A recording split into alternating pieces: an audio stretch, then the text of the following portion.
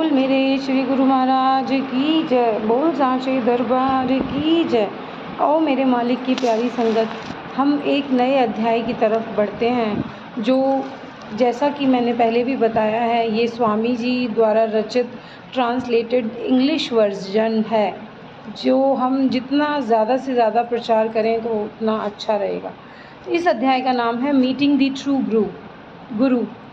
Great souls are rare to find. Even if one comes across them, one cannot know for definite that they are really great. And when they are found and their identity established, even a moment of their company is most precious, never to be lost.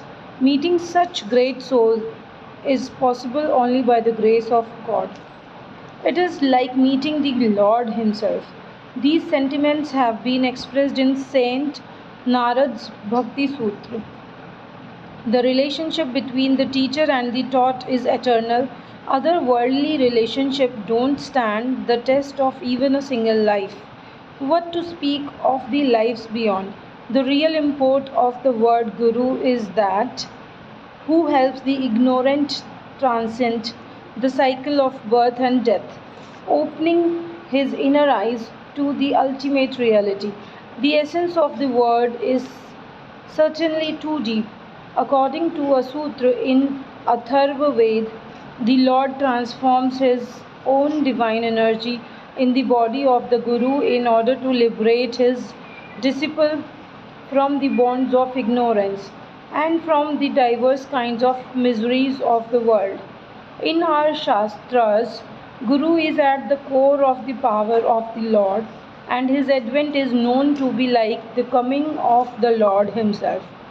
Shastras also point out two prominent signs of a Guru, Shrotriya and Brahmin Nishtha, meaning thereby that Sadguru is that who finally resolving all the doubts and arguments which baffle the mind of the disciples, makes them realize the ultimate goal. Guru occupies a special place in the views of the saints. Sant Kabir, a great visionary, has aptly put it in these words. कबीरा ते नर अंध है, गुरु को कहते और, हरि रूठे तो ठौर है, गुरु रूठे नहीं ठौर. O Kabir, those who decry the importance of Guru are really blind. When the Lord turns away, nothing is lost, but when the Guru turns away, everything is lost. There is no other refuge then left. Great Sufis also repeat the same thing. Hazrat Muinuddin Chishti, popularly known as Khwaja Garib Nawaz, and whose tomb is situated in holy Ajmer, also says the preceptors transport their disciples from the mortal world to the celestial world by such innocuous means as meeting the eyes, lending a touch, or by the word of the mouth. Thus they bestow to their disciples the glimpses of the multi-dimensional astral world beyond the firmament above, or of the nether world below the earth. It was laid down by Hazrat Nizamuddin Aulia, the disciple of Baba Farid, that true preceptor is that who instantly resolves all the doubts of his disciple, elevating him to the status of the Lord. Seh Jobai, the disciple of Sri Charandas Ji, a follower of Avdhut Sri Sukhdev Ji, surpasses all others in singing poem in praises of devotion to the Guru or the preceptor.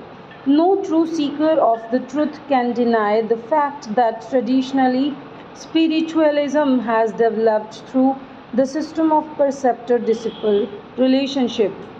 Lord Vishnu, that Lord incarnate himself, took the refuge under a guru, and so did Sadguru Dev Ji Maharaj.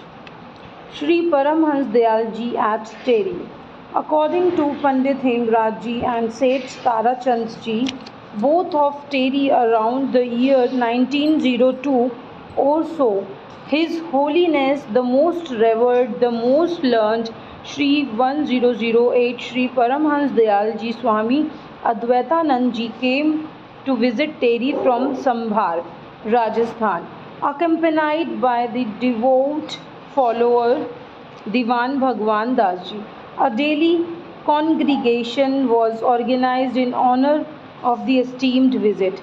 Only a short sitting was enough for the people of Teri to turn devotees. The beloved ones from as far as Talbuland, Kohat, Peshawar, Bunnu, Lucky Marwat, Dera Ismail Khan, Jatta and Lachi flocked to have holy darshan of Sri Paramhans Dayalji. In this confluence of love and devotion, Sri Sadguru Dev Ji never joined. At that time, he was aged 18 years. A meeting with the Gurudev. One day, Seth Tarachand Ji, accompanied by Sri Basharam Ji, Sri Gokul Chand Ji, and some others, accosted to the Sadguru Dev Ji. You are also no less than a saint, steeped and soaked in devotion for the Lord.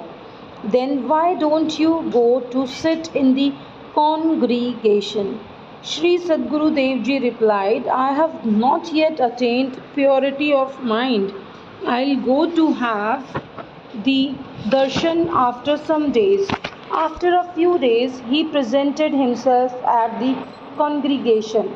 Having paid his obeisance, he sat down on one side. Sri Paramhans Dayalji took no time in recognizing his favorite disciple, as if a jeweler had recognized a precious, rare gem. Sri Paramhans Dayalji accosted him, Have you come, O brother? Only this much was heard from the corner. Yes, Maharaji, I have come. Sri Paramhans Dayalji rejoined, Well done, brother, or else I would have gone to fetch you. This exchange between the two led some devotees to think that perhaps they were meeting for the first time. They didn't seem to be even acquainted.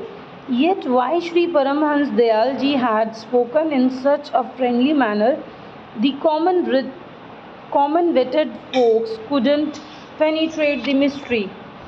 After a few days, Sadguru Dev Ji formally sought baptism at the holy feet of Sri Paramhans Dayalji and became his disciple.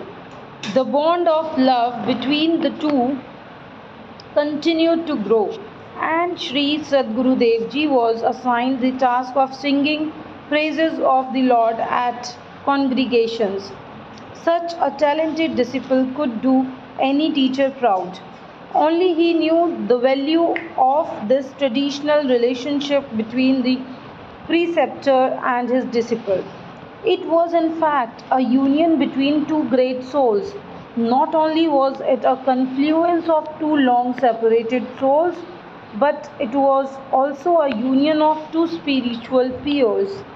It seemed as if it was like a union between Lord Krishna and Arjuna, or Lord Buddha and Anand, or Swami Ramanand Ji and Saint Kabir, or as if Swami Virjanand Ji had found Dayanand Ji, or Paramhans Ramakrishna had taken into his fold the great Vedanta teacher Swami Vivekanand Ji.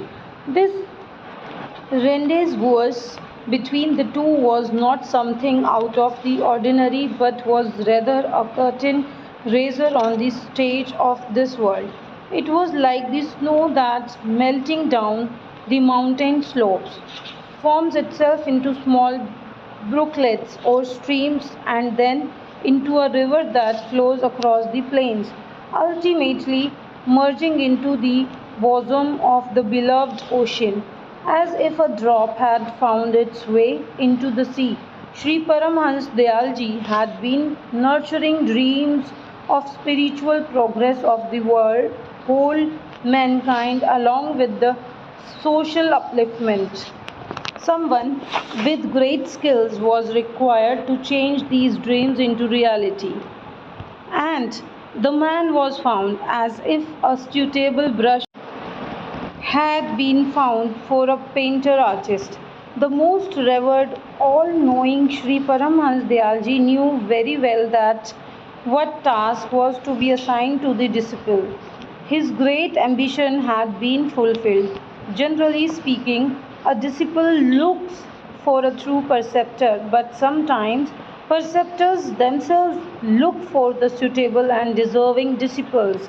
Sri Paramhans Dayalji had set out from his native place, Chhapra, in district Saran of Bihar, with a particular mission that found its fulfillment at Teri after a prolonged, tortuous, and constant endeavor. With this happy union, the foundations for a revolutionary spiritual movement were laid. It was also the auspicious beginning of the future miracles. Thus occurred the first meeting between the two divine souls who infused life into spirituality, half dead Indians. जय सच्चिदानंद जी। मेरे मालिक की भक्त संगत, जितने भी आप श्रोतागण इस अध्याय को सुन रहे हैं, इस पाठ को सुन रहे हैं, आपसे हाथ जोड़कर विनती है कि इसका प्रचार प्रसार इतना होना चाहिए कि स्वामी जी की आत्मा को सुकून मिले, स्वामी जी की आत्मा को शांति मिले, कि हम जो चाहते हैं, हम जो करना चाह रहे हैं, हम जो करेंगे, वो उसको देखकर, उसको सुनकर खुश होंगे। जय सच्चिदानंद जी।